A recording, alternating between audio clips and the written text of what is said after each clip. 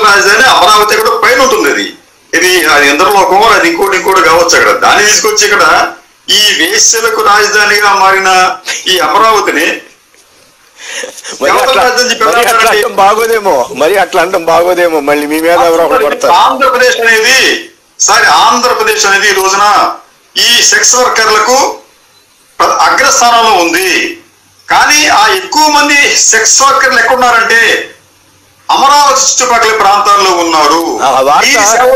వార్త నేను కూడా చూశాను, టైమ్స్ ఆఫ్ ఇండియాలోనూ దేంట్లో హిందూలోనూ వచ్చింది, కరెక్టే. కానీ బట్ మనం పద్దాక రిఫర్ చేస్తే అదేదో అసూయనో ఇంకోటనో కృష్ణరాజు గారికి ఇట్లా అని అట్లా అని వాళ్ళు సోషల్ మీడియాలో మీ మీద నీచంగా ప్రచారం చేసే అవకాశం ఉంటుంది.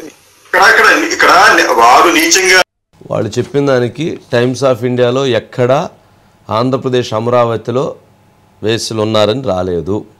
అటువంటి పదాలు ఎక్కడ దాంట్లో లేవు. దేశవ్యాప్తంగా అన్ని రాష్ట్రాల గురించి రాస్తూ ఆంధ్రప్రదేశ్ రాష్ట్రం గురించి కూడా రాయటం జరిగింది. ఫస్ట్ కర్నూలు ఏది ఆంధ్రప్రదేశ్ స్టేట్లో, తర్వాత కృష్ణ, తర్వాత కడప, అనంతపురము, ఇట్లా కర్నూలు ఇట్లా రాశారు. వీళ్ళు చెప్పినటువంటి విధంగా ఒకటే ఒక ప్రశ్న, అమరావతిలో వేశ్యలు ఉన్నారు అని ఎక్కడైనా అటువంటి ఆర్టికల్ వస్తే, దేశంలోనే అత్యధికంగా ఉన్నారు అనేటువంటి ఆర్టికల్ ఎక్కడన్నా గనక వచ్చి ఉంటే చూపించమనండి. అలాంటి వార్త గనక వాళ్ళు చూయిస్తే, ఈ టైమ్స్ ఆఫ్ ఇండియాలో మొన్న వచ్చినటువంటి దాంట్లో చూయిస్తే, వాళ్ళు గనక చూయిస్తే, సాక్షి మీడియా చూయిస్తే, నేను ఈరోజు మహా న్యూస్ ఛానల్ మూసివేసి నేను వెళ్ళిపోతా. అలా చూయించలేకపోతే సాక్షి ఛానల్ మూసివేస్తారా? సాక్షి ఛానల్ మూసివేయటానికి సిద్ధమేనా? నేను మహా న్యూస్ ఛానల్ మూసివేయటానికి నేను సిద్ధం. ఎందుకంటే ఇది తల్లుల్ని అన్నారు, అమ్మల్ని అన్నారు, అక్కల్ని అన్నారు, చెల్లెల్ని అన్నారు. ఇంతకంటే ఇంకా మనిషి బ్రతికుండి కూడా ఏమీ సాధించేది ఏమీ లేదు.